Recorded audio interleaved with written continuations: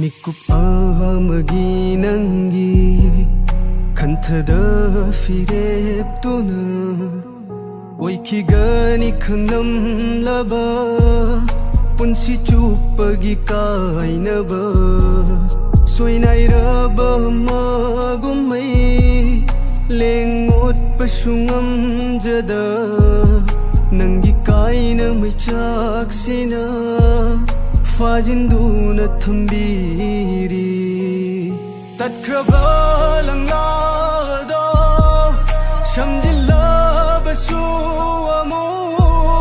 Layhawgani kisi Amasoida mafamduda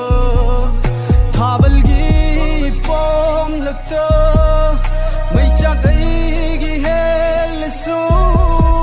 Inghanbi thamoy magi Laibak fawala